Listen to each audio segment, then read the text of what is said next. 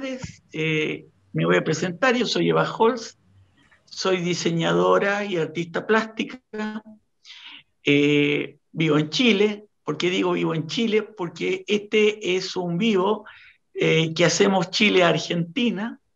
Entonces yo, la presentadora, soy chilena y el invitado de honor aquí, el doctor Gabriel Lichterhoff, que yo conocí hace como unos 30 años, 35 años,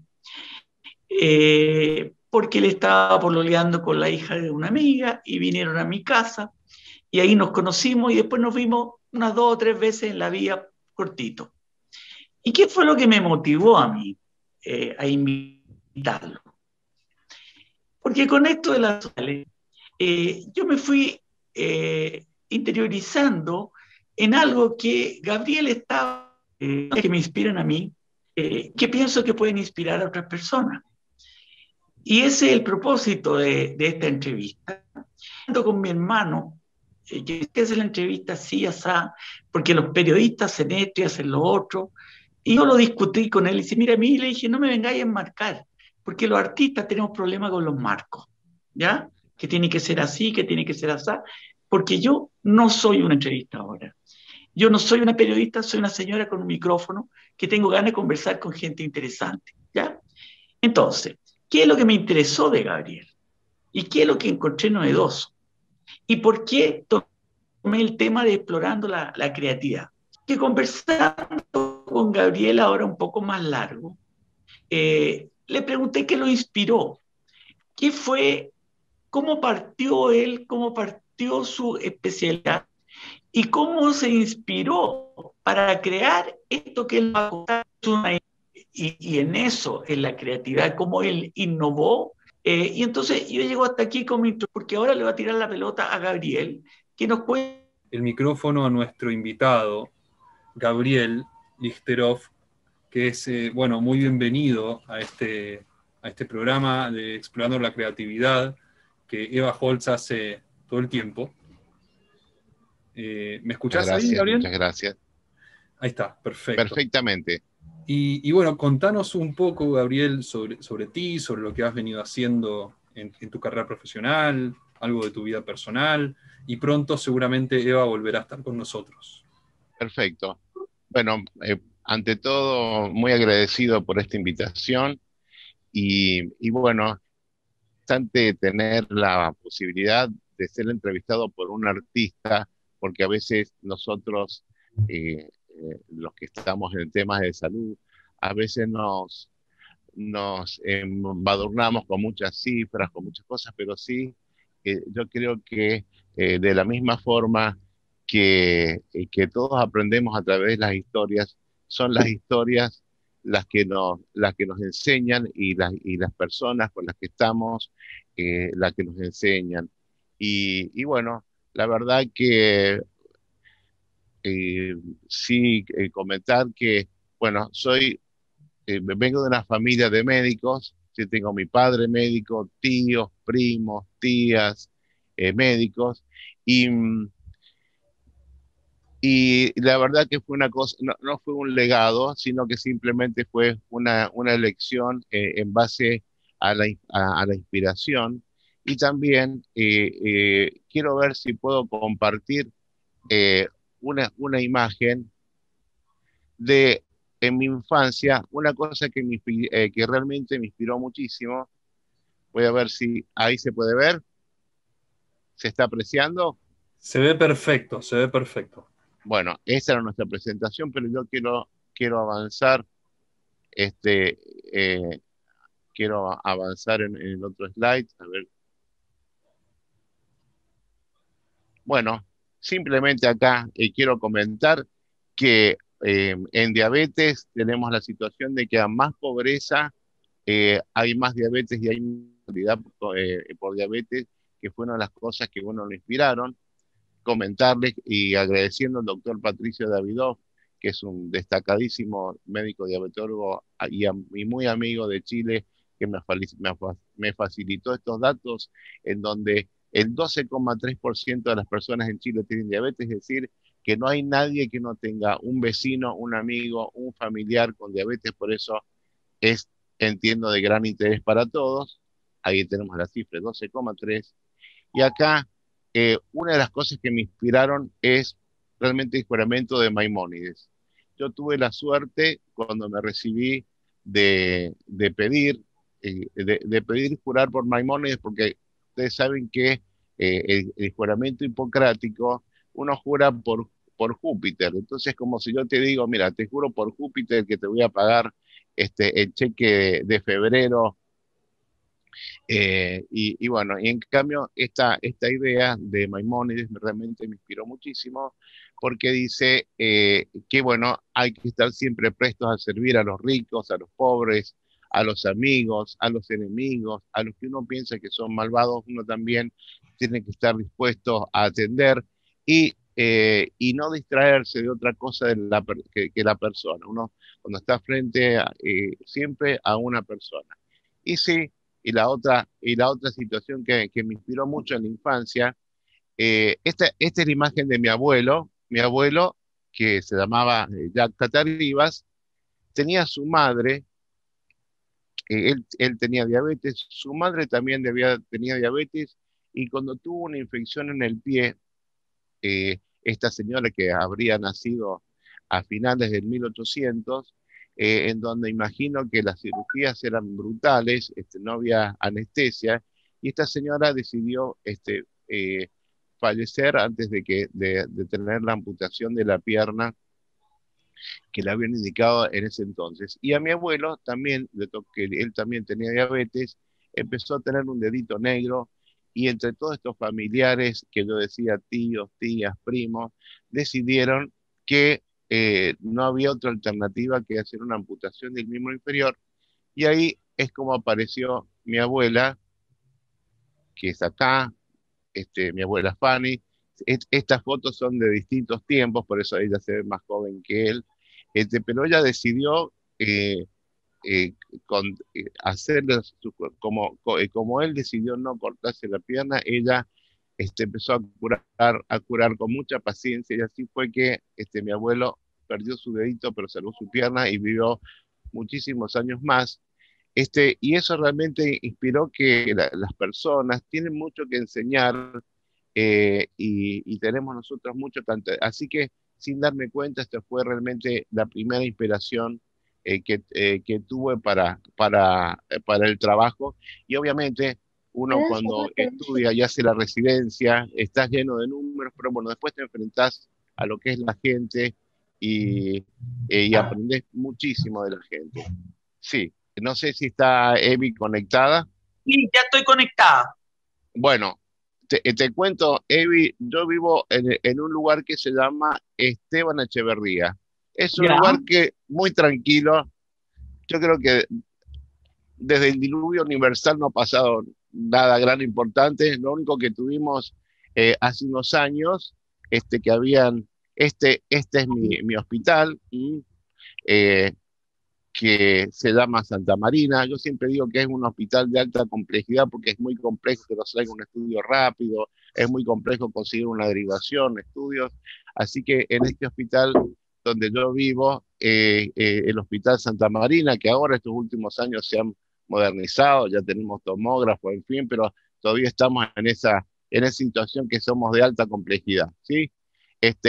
Yo le decía que desde el diluvio universal no había pasado nada hasta que un día dijeron que había caído un meteorito o que había caído un satélite ruso. Todo el mundo se enteró de Monte Grande y en realidad había explotado una garrafa de un horno de empanadas, pero eso nos lanzó a la fama, la gente vestida de blanco también investigando el fenómeno. Y bueno, eso es lo que nos había pasado.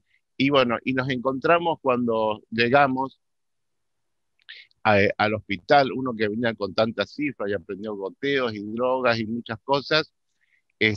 Uno encontró que detrás de la diabetes hay una persona, siempre personas. Tuve la maravillosa posibilidad de que mi maestro, que estaba en el hospital de clínica, el profesor Maximino Ruiz, me dice, mira Gabriel, hay una asociación en Lomas de Zamora, que es una localidad cerca de donde yo vivo, Y bueno, este médico era tan requerido, tan querido por todos lados, que dicen, bueno, les voy a presentar a un muchacho eh, que les va a dar unas charlas, les va a ayudar. Así fue como yo di la peor charla de mi vida con la gente de esta asociación que se llama Sadia. Me tuvieron paciencia, me tuvieron confianza, y así fue como empezamos esta situación. Después ayudamos ayudamos, no me deja mentir ahí Liliana, que está ahí en la pantalla, que ella fue una de las mamás. Entonces, la verdad que el mayor de los posgrados que uno puede hacer en la medicina es con las personas, es siempre ponerse, posicionarse del otro lado del escritorio. Así que se fue el maravilloso posgrado que tuve con estas madres, y después, cuando fuimos al hospital, tratamos de reproducir esa experiencia de asociación, y así se fundó lo que ahora es la Asociación Manos Dulces de Echeverriana, con la señora Teresa, que está ahí viéndonos también, Teresa Paceri, Alba Cadrosich, y un grupo muy grande, del cual después hicimos un grupo de jóvenes, que lo lindo que tiene que se comunica, que se llama también Mano Dulce Joven, y cuando a alguien le sobra una cosa, a otro le falta otro, se comunican. Así que realmente fue una experiencia que para mí es maravillosa y súper inspiradora, y por la cual uno está muy agradecido. ¿Y cómo funciona eso? Bueno, yo podría decirte, Evi, que es un amor sin papeles. Hace muchísimos años que estamos tratando de hacer la personería jurídica de la asociación, de Esteban Echeverría, y bueno, seguimos con con esa especie de noviazgo con la asociación, en donde trabajan maravillosamente bien, en forma muy cariñosa, pero no logramos hacer la personería jurídica y todo el tema de papeles. Entonces sí, es importante.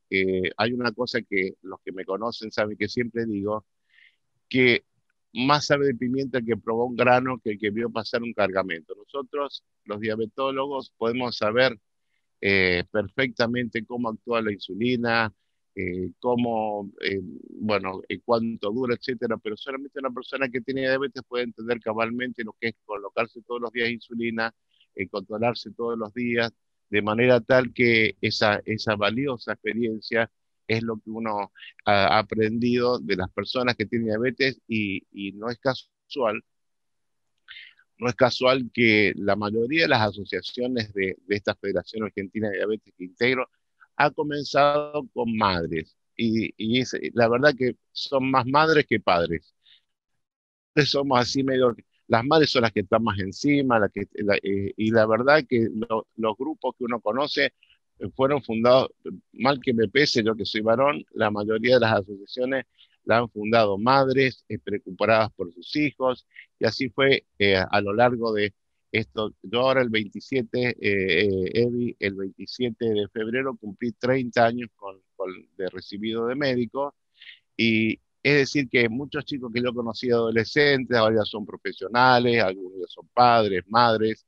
Así que ha sido una experiencia muy linda, y yo les estoy agradecido siempre a cada uno de ellos, porque eh, uno no tiene que perder nunca de vista que la diabetes asienta en una persona, y hay experiencia que es inextrapolable.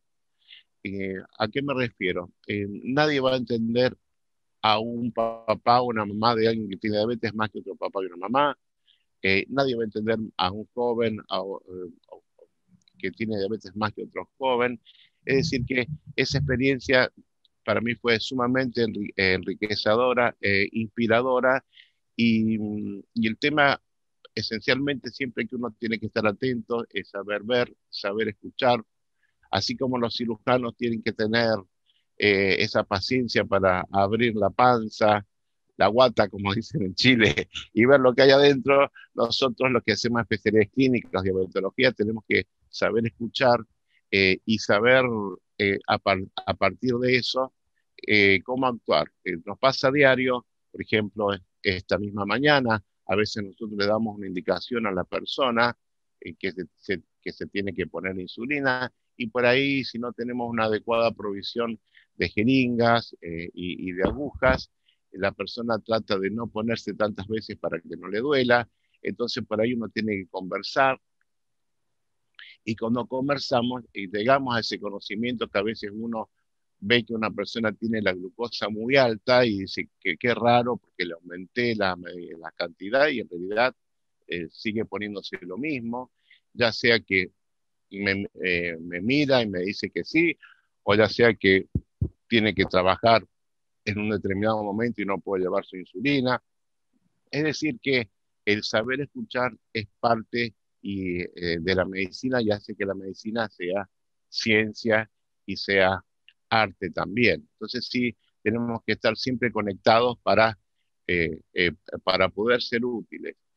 Y por sobre todas las cosas, eh, transmitir siempre el protagonismo a las personas que tienen diabetes, siempre explicar que la gente cuando viene a vernos no viene viene a que lo podamos ayudar, y cuando nos dicen las cosas, nosotros podemos ayudar, y cuando no nos las dicen, no podemos ayudar.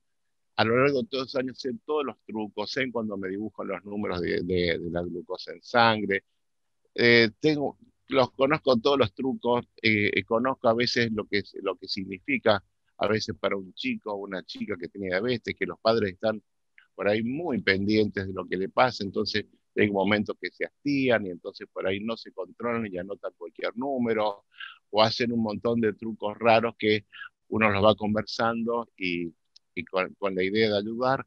Y realmente lo lindo de esto es saber que, bueno, esos adolescentes del ayer, que ahora a veces ya son profesionales o tienen su familia, sus cosas, y uno realmente al verlos y al ver tantos amigos en la Federación Argentina de Diabetes, que nuclea asociaciones de personas con diabetes en toda Argentina, ver que en esos encuentros aquellos adolescentes o aquellos niños hoy se han convertido en adultos o en jóvenes que colaboran. Entonces, realmente es realmente inspirador por ese lado. Y es muy inspirador escucharte, Gabriel, porque me doy cuenta entonces que gran parte de lo que tú haces en realidad es comunicación, es cómo llegar al paciente, es cómo motivarlo, cómo inspirarlo, cómo darle esperanza, cómo formar con él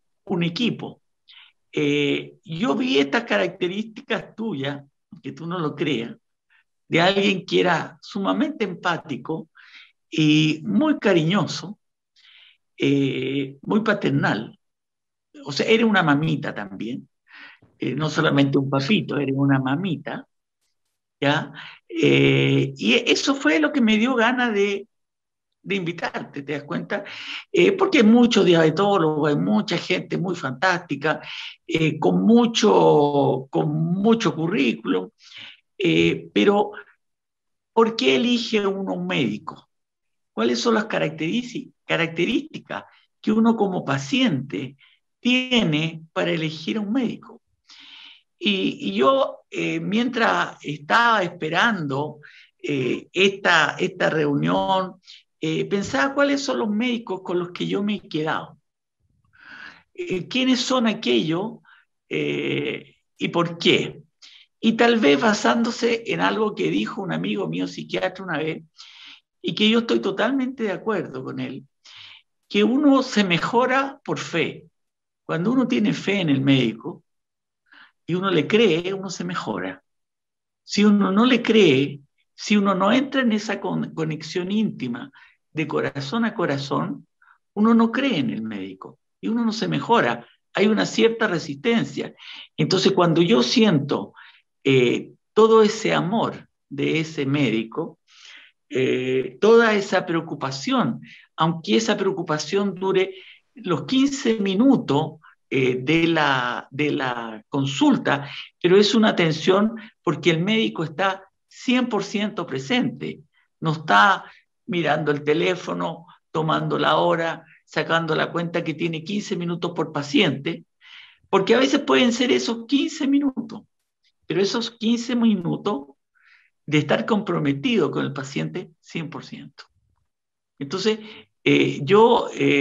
digamos, lo que me inspiró a mí, ¿Y qué es lo que me inspira a mí? Porque pensemos que esta es una columna que yo inventé, estoy explorando la creatividad, y yo invito a la gente que me tinca, ¿ah? La gente que me produce cosas, a mí, algo me produce cosas. Eh, entonces, yo creo que personas como tú, que toma esta misión, que más allá que una vocación, es una misión, ¿ya? Y la toma con todo el interés, con todo el know-how, además, y es capaz, porque además hay otro asunto que quiero hablar contigo,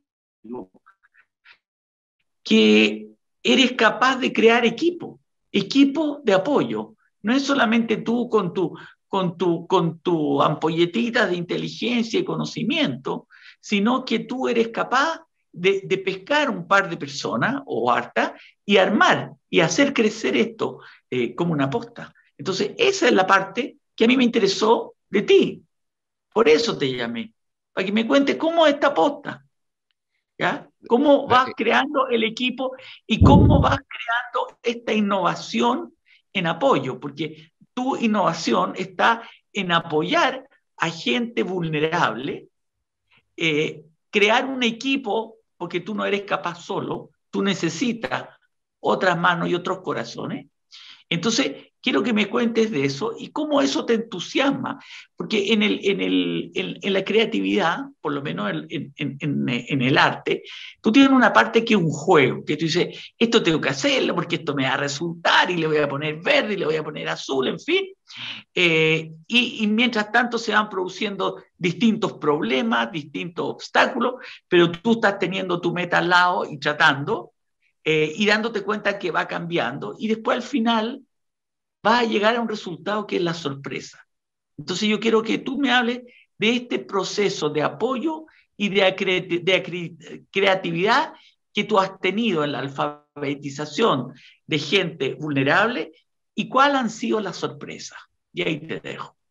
Bueno, vos sabés que, o tú sabes, estamos para Chile y para Argentina, vos sabés, te voy a decir No así en sabes, pero argentino, aquí sabemos, sí. que uno siempre sostiene que uno en esto uno tiene que poner el cuerpo. ¿Qué quiere decir poner el cuerpo? La empatía no siempre es simpatía. Yo no siempre, pero el tema es que cuando uno es empático y la persona puede percibir que uno está involucrándose, y la realidad es que a mí íntimamente me pone contento cuando a una persona le va bien, y me enoja cuando a una persona le va mal, porque a lo largo de todos estos años yo sé cuáles son las consecuencias del enojo con la diabetes. Hoy en día nosotros sabemos y tenemos muy claro cuáles son los objetivos que uno tiene que tener de glucemia, de colesterol, de presión arterial y diabetes, pero el tema tiene que ver en ser empático. Yo creo que cuando la gente ve que uno se involucra y se pone contento o se enoja cuando una persona no le va bien, y obviamente ese enojo siempre tiene que ir acompañado de decir que uno no es nadie para retar a nadie,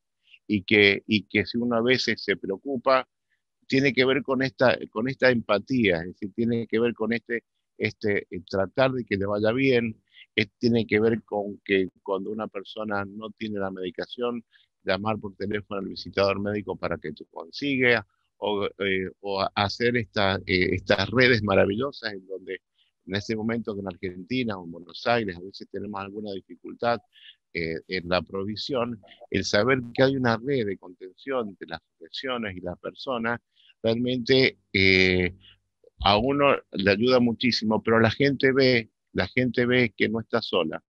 Lo importante en esta es saber que no están solas.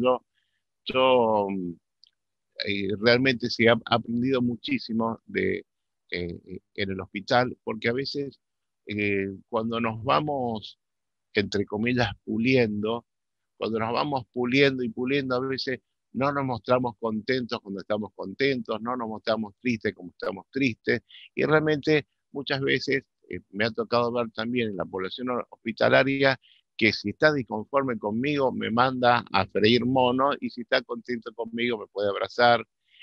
cosas que no hacen en otras instancias. Entonces, realmente esa empatía genera más empatía. Y el nombre que nosotros le pusimos a nuestra asociación, que se llama Manos Dulces Echeverrianas, porque se llama Echeverría, eh, saca ese temor, esa cosa, ese halo de fatalismo, porque realmente hoy el buen mensaje que tenemos es que nosotros sabemos cómo hacer para que una persona con diabetes no tenga problemas. Y tenemos gente que hace más de 50 años que usa insulina y están bárbaros, están espléndidos, no tienen problemas. Entonces, y el tema es empatía y el que la gente sepa que uno está para ayudar y el respeto, porque yo he aprendido tantísimas cosas de las mamás, y como si fuera el mayor de los posgrados que uno hace en la facultad.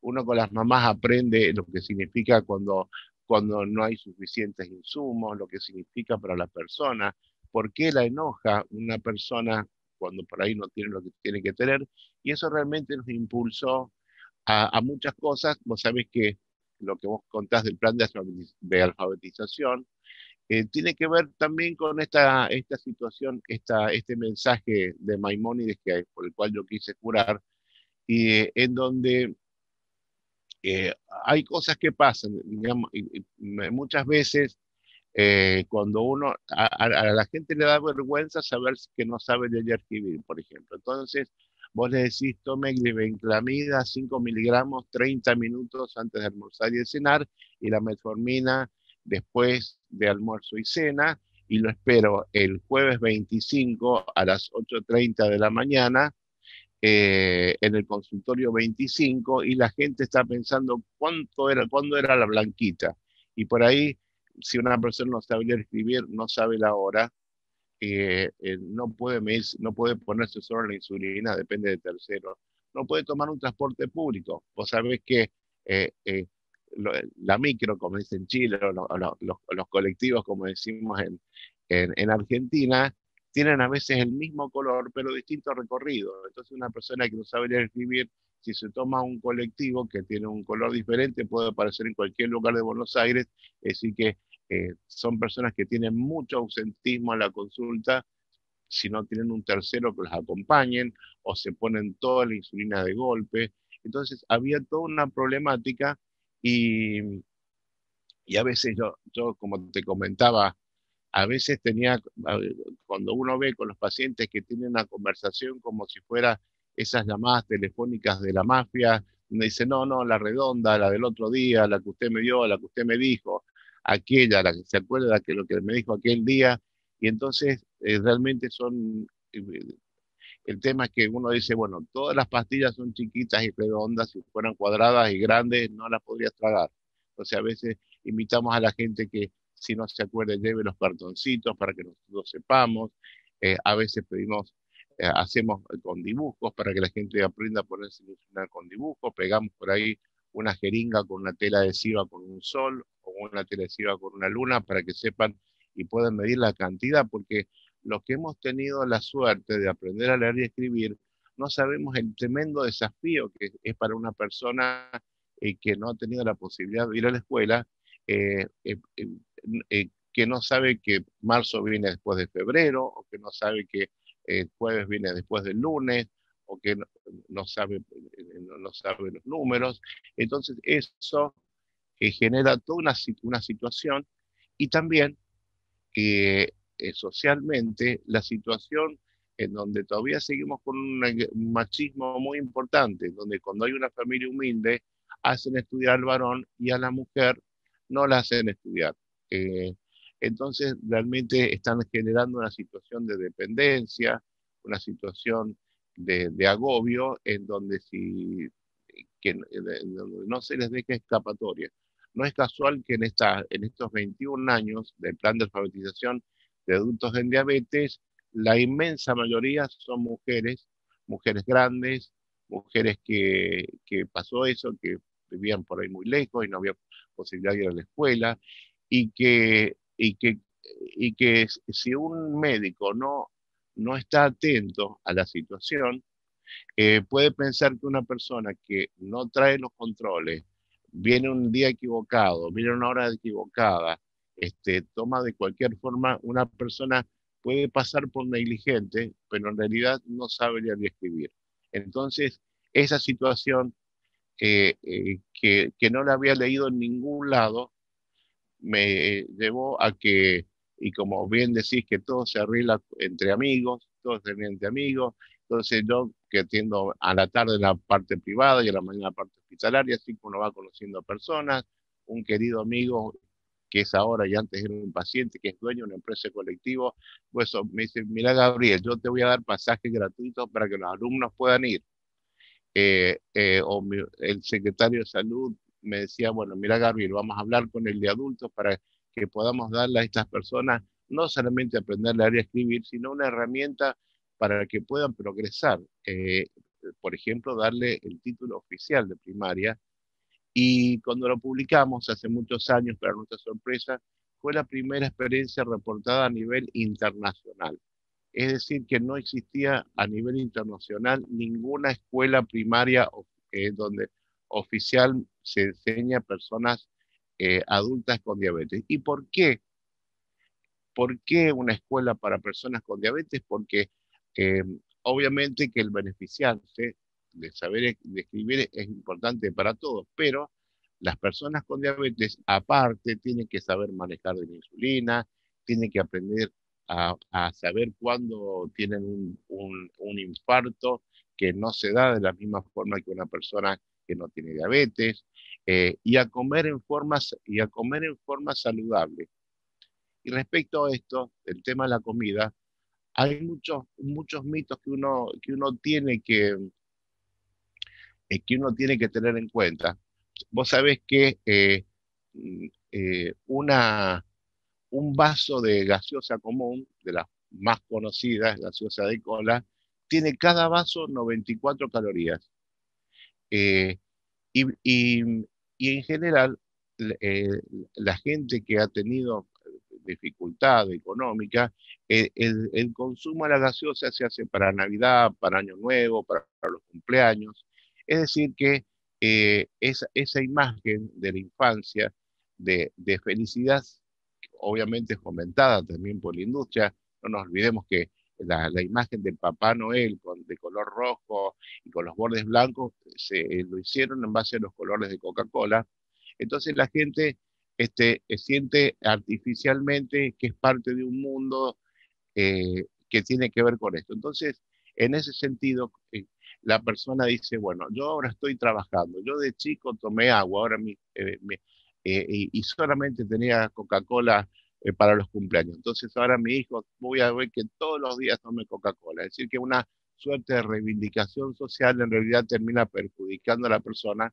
Yo en chiste le digo, hoy los ricos toman agua mineral y los pobres toman Coca-Cola. Es decir, que en cuanto a poder redimensionar las cosas. También nosotros sabemos, los diabetólogos, el valor de la fibra en la alimentación, cómo ayuda a la digestión, cómo la diabetes ayuda a que se absorban más lento los que se llaman hidratos de carbono, que son los componentes que tienen que ver que son de origen vegetal, pero eh, los que han sido muy humildes de muy chiquito, a veces yo digo metafóricamente que hay veces que no se pueden sacar nunca los zapatos rotos. Es decir, que por más que después le va bien, está esa idea de llenarse con harina, pero por una cuestión de supervivencia. Y a su vez, el que tiene un recurso económico muy escaso piensa que si la lechuga entra y sale, no sirve. Entonces nosotros tenemos que reenseñar el valor de distintas cosas que tienen que ver con la alimentación, el valor del equilibrio, que es que tiene que ver con las cosas cotidianas. Y entonces también en esta escuela enseñamos y siempre, por sobre todas las cosas, lo que aprendimos es lo que decía Adler. Nosotros tenemos un quesito Adler acá en Argentina, seguramente en Chile también. Este Adler no tiene nada que ver, imagino, con el quesito, pero él decía que todo lo que hacemos en la vida es huir del displacer. Entonces aprendimos en esta escuela que a nadie le gusta estar orbitando alrededor de una enfermedad. Yo estaba de lunes a viernes diciéndole que la diabetes es esto, pero no puede estar un año. Entonces, eh, desde el placer, desde el baile, desde las actividades coprogramáticas, donde venían a la escuela no para aprender diabetes, venían a la escuela para poder bailar, para poder salir un poco de las cuatro paredes de la casa, para poder aprender a ir a un supermercado y comprar las cosas, porque si alguien no sabe los números, se embrolla con las cuentas, para poder ir a un almacén, para si alguien se quiere separar, poder separarse y tener su propio trabajito. Es decir, que motivaciones muy distintas al aprender de la diabetes. Siempre con esta situación, trabajando siempre desde el placer, desde la amistad.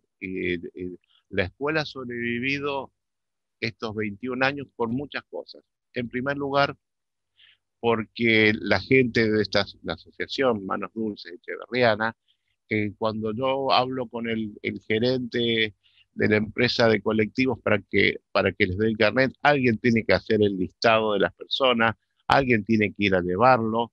Sí, cuando yo hablo con las autoridades para, para que den el título oficial, alguien tuvo que llevar esa nota, conversar, y ciertamente tengo gente tan valiosa. Algunos a lo largo de estos 30 años ya no están, pero a otros siempre están, y bueno, ya pasaron de ser pacientes a ser amigos o amigas, y esa gente es la que va construyendo todo, porque como bien decís, no se puede hacer nunca nada solo, nunca nada solo. Y, y No, bueno, y eso y de después, crear el equipo, eso de ir creando el equipo, es lo valioso, como dices tú, porque tú puedes hacer ciertas gestiones, pero hay otras que tú no puedes hacer. Tú puedes ser la cabeza, pero si no tienes los soldados a tu cargo ahí, no pasa nada. Y creando un todo, un solo equipo, ¿te das cuenta? Ahora, yo te quería preguntar algo, porque todo esto que tú estás haciendo es para la gente más vulnerable. Y mi hijo mayor me dijo, mami, ¿por qué no le pregunta qué pasa con todas estas dietas que están de moda? Que me imagino que esto lo ves más en las clases altas, donde ha sido a las redes sociales, a la internet, al Netflix, donde van dando documentales sobre esta dieta cetogénica y la otra del ayuno intermitente. Y yo vi un programa hace poco que decía que realmente casi ninguna dieta funciona porque la gente al poco tiempo las deja. Y entonces están todos estos problemas de la obesidad. Y en qué punto se juntan ustedes con los nutricionistas? ¿Cuál es la dieta? ¿Qué es lo que sí, qué es lo que no? Para gente sana, eh, para que no engorden tanto. Y según mi hijo decía, más chicas las porciones, casi nada de azúcar ni de harina y nada de alimentos envasados. Entonces, ¿qué dices tú de eso? bueno, en principio, no quiero dejar de...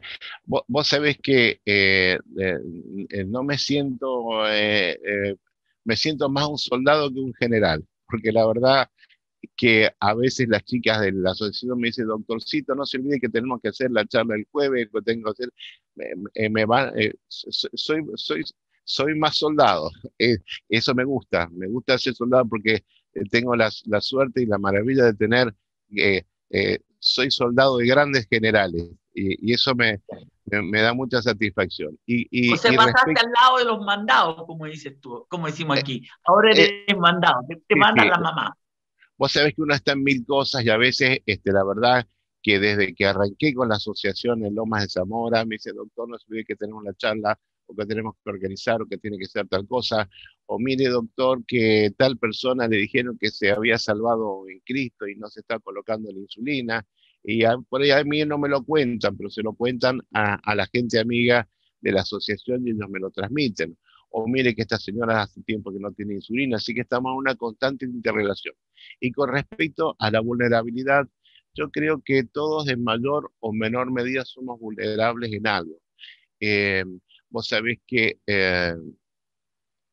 con el tema, nosotros, todos los que nos pretendemos inteligentes, también somos vulnerables a la publicidad, a la propaganda.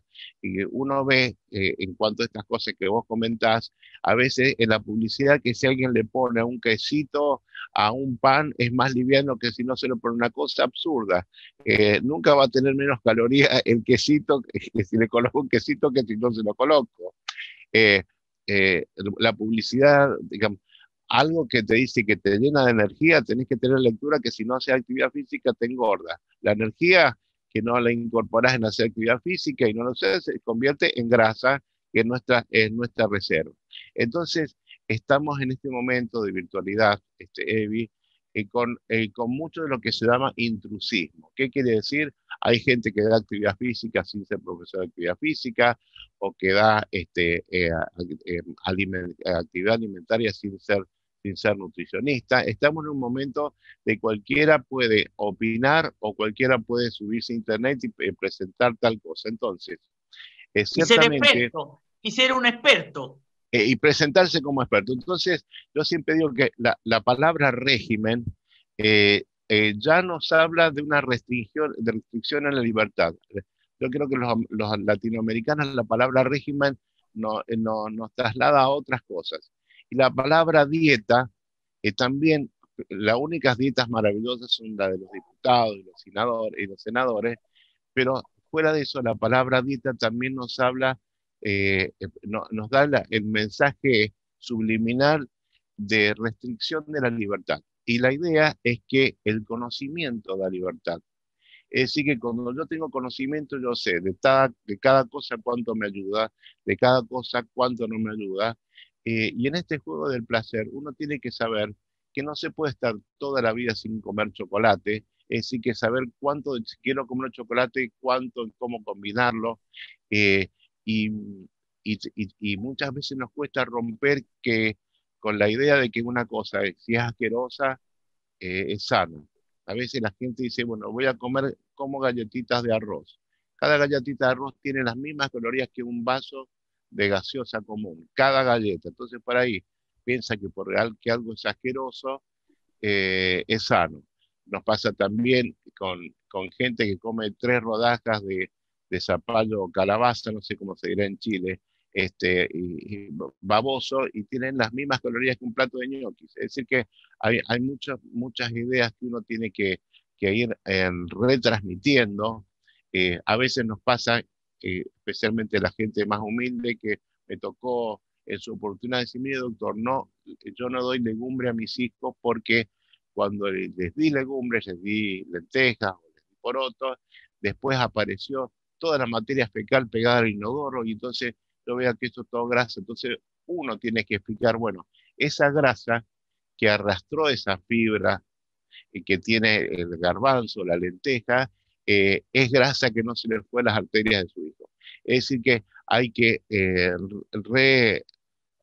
desaprender y reaprender determinadas cosas, pero siempre siendo respetuoso, siempre adecuándonos a la gente y no diciéndole que algo nos sirve. Yo, por ejemplo, a modo de ejemplo, la gente de Bolivia siempre come como complemento el arroz. Y solo le digo a la persona, el arroz no sirve, le estoy diciendo lo que te hace tu mamá no servía, lo que hizo su abuelo y el abuelo de su abuelo no sirve. Entonces, no, hay que respetar a la cultura y si la persona tiene la idea de comer arroz, le decimos cuánto y cómo combinar para que eso no suba tanto a la glucosa. Sí, estamos invadidos por un montón de planes alimentarios y el consejo ante esto es que sí hay que consultar con un profesional idóneo, un profesional idóneo y que tenga el respaldo científico suficiente. Vos sabés, Evi, que con lo que nosotros llamamos el método científico y la medicina basada en lo que se llama evidencia, es decir, que nosotros tenemos una hipótesis, esa hipótesis la investigamos, tenemos la respuesta, hemos en 100 años duplicado nuestra expectativa de vida. En el año 1900 una persona, el promedio era 44 años y ahora supera los 80. Y eso tiene que ver con distintas prácticas que tienen que ver con lo alimentario, pero que también tienen que ver con que existen vacunas, antihipertensivos, medicamentos del colesterol. Es decir, que en definitiva los fármacos son antinaturales. Lo natural es morirse a los 44 años. Entonces, vos sabés que, y en este momento estamos en un hito histórico porque se cumplen 100 años de que se descubrió la insulina. Hasta hace 100 años no había ningún medicamento, nada, no había nada, nada, nada. Hace 3.500 años en los papiros de Ebers se describió la diabetes. Y desde entonces, hasta hace un siglo, no había nada que hacer.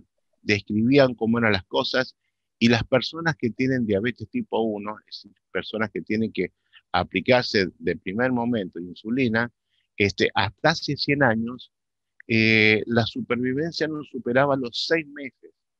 Y yo tengo pacientes que tienen más de 50 años de ponerse insulina. Entonces, a veces cuando alguien se enoja con tener diabetes y ponerse a aplicar insulina, tuvimos una maravillosa idea que empezaron las señoras de la asociación, y ahora lo hacen todas las federaciones argentinas de diabetes, que es el Museo de la Diabetes, para que la gente vea y los niños vean, porque hay niños que de 3, 4 años que tienen que ponerse insulina, para que ellos vean cómo eran las jeringas que se usaban antes, y cómo eran las agujas que se usaban antes, que había que hervirlas, que había que afilarlas, versus toda la comodidad que tienen ahora. Entonces siempre en displacer, si mira, vos tenés ahora una lapicera o de última una jeringa que es muy cómoda, que es descartable, es decir que uno tiene que tener esa idea de que estamos huyendo del displacer también. Y cuando alguien se enoja con que tiene que usar insulina, yo le digo, mira, especialmente con diabetes tipo 1, pensá todas las cosas lindas que te pasaron desde los 6 meses que tuviste el diagnóstico de diabetes tipo 1. Te enamoraste, hiciste 1000 cosas, fuiste a bailes, te casaste, nada hubiera sido posible sin esa amiga que llegó sin que nadie la llamara, que es la insulina. Y bueno, y con la ciencia, con el método científico, primero fue la insulina y después empezaron a aparecer, el método científico ayudó a que empezaran a aparecer otros fármacos nuevos. Yo te comento que el otro fármaco que apareció después, bueno, un grupo que se llama sulfonilurea, era un antibiótico que se lo daban a los tuberculosos para curarlo, y los tuberculosos siguen igual de tuberculosos, pero le bajaba la glucosa. Alguien dice, bueno, usémoslo como para bajar la glucosa, y así nacieron las que se llaman sulfonilureas, como la glibenclamida, la glimepirida, glicazida, etc. Y después surgió otro fármaco que se llama la metformina, que se usa habitualmente. Es decir, que el método científico y la ciencia nos permitió ese avance, y la nutrición también tiene su ciencia.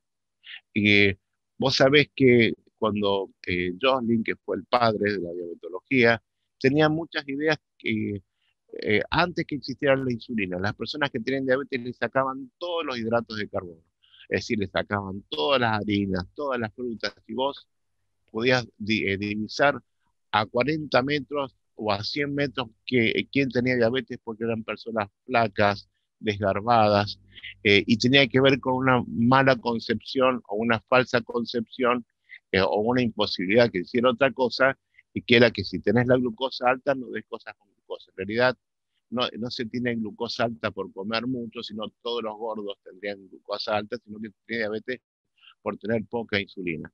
Es decir que tanto esto como la actividad física, que es tan importante dentro de estos parámetros, nosotros tenemos que enseñarlos, pero enseñarles el placer.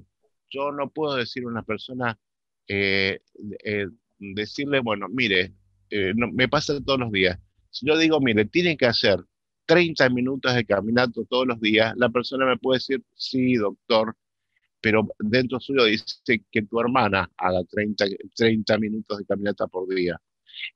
Distinto es si yo le digo, ¿se anima a hacer 30 minutos de caminata? Sí. cuando digo se anima a hacer 30 minutos de caminata, estoy trasladando el protagonismo a la persona. No es que la persona tiene que hacer algo porque el doctor le dice, sino que la persona tiene que hacer algo porque le conviene y porque es protagonista de las decisiones que tiene. Importante lo que estás diciendo, porque es una invitación, es distinto. Es totalmente Exactamente, distinto. exactamente. Y siempre, siempre uno insiste en que, en este caso, la diabetes es tuya, no es ni de tu papá ni de tu mamá.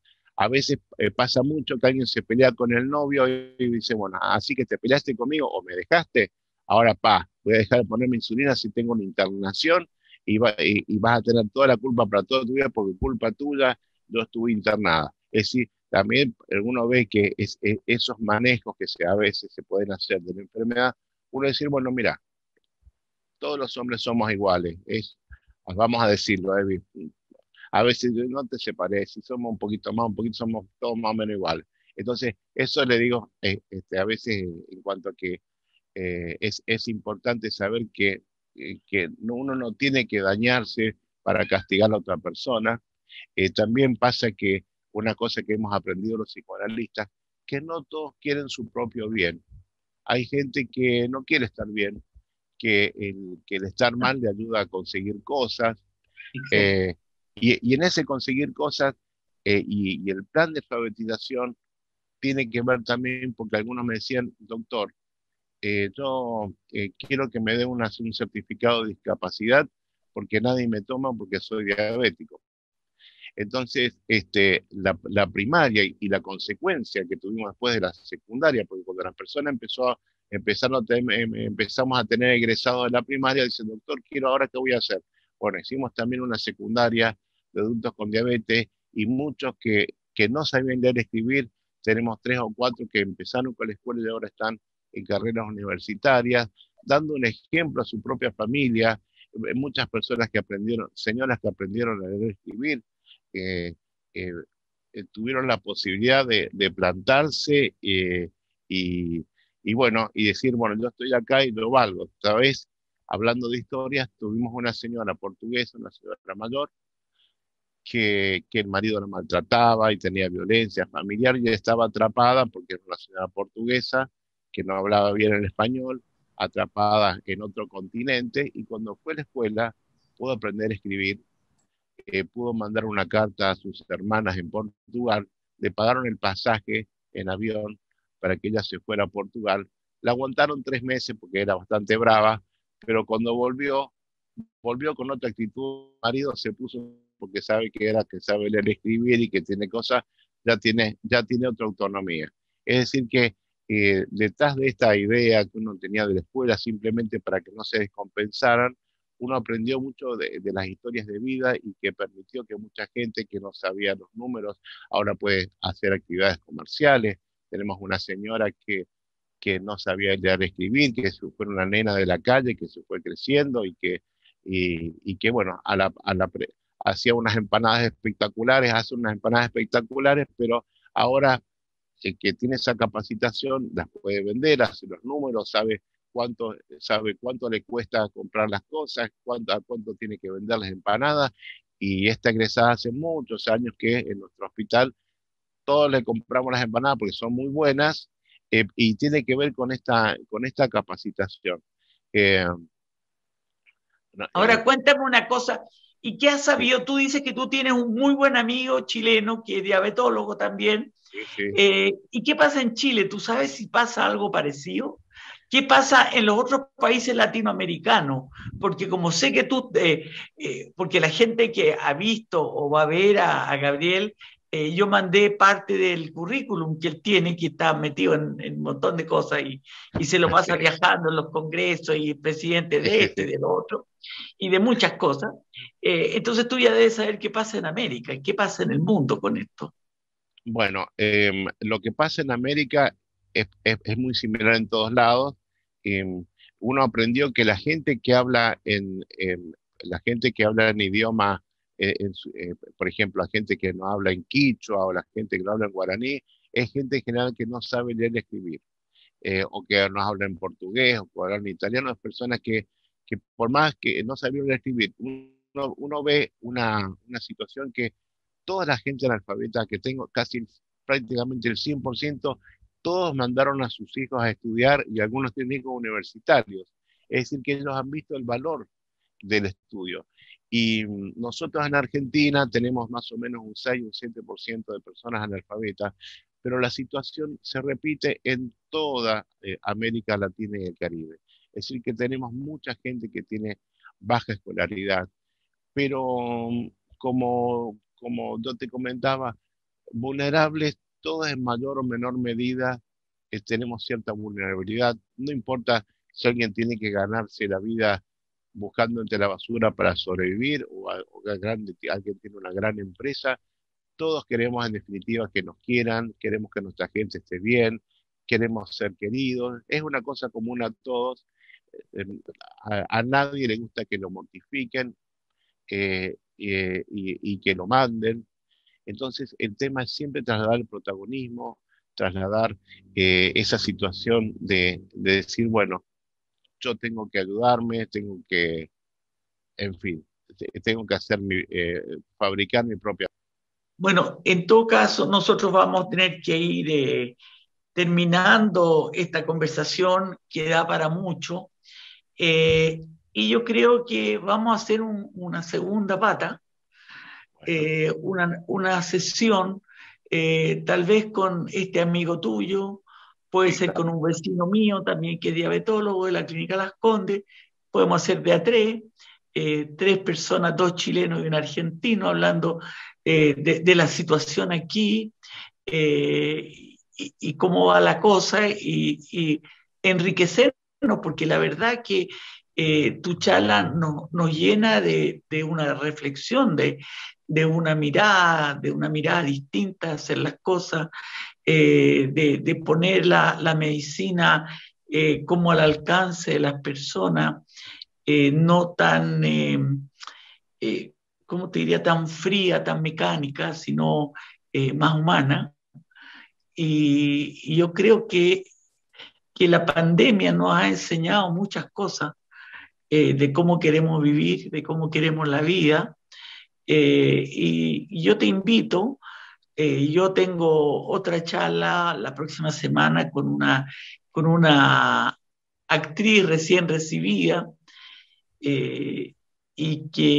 pero tal vez la semana subsiguiente podríamos armar algo y los invito a los, a los escuchadores de estas conversaciones que nos cuenten qué es lo que les interesó, qué es lo que les gustó, y tal vez incluso nos pueden mandar las preguntas anticipadamente, como para hacer una especie de ping-pong entre ustedes, que la parte que nos interesa, porque normalmente uno va al doctor, le dan la información.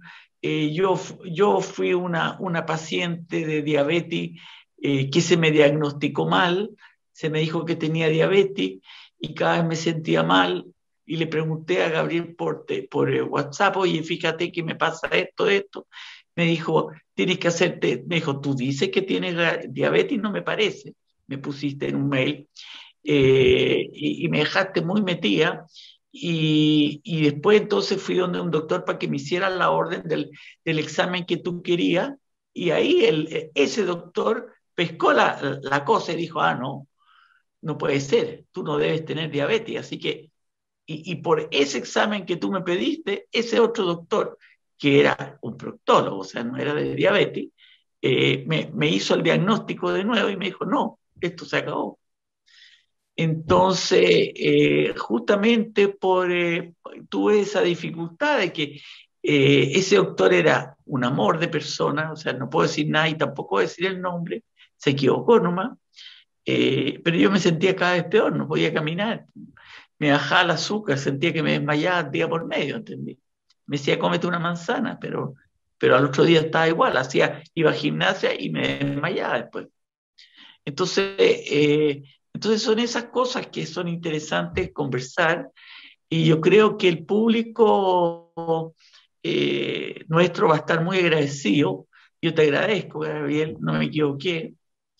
en invitarte, es lo que yo iba captando a través de lo que tú ibas publicando en Facebook, porque nosotros, como les digo, no, vivimos en países distintos, eh, y nos hablamos 2 o 3 veces en estos 30 años y Sí, por poco sí, rato. Entonces, no teníamos mucho conocimiento uno del otro, sino por esa cosa de que me pasa en el arte, que yo digo, me tinca que le voy a poner rojo a este cuadro porque va a quedar bien. Y aquí yo dije, me tinca que Gabriel, por lo que yo lo conocí, por lo que él ha publicado, por el cariño que le tomé cuando lo conocí, vamos a poder tener una buena conversación que le sirva a la gente, que sea inspiradora y que sea una contribución.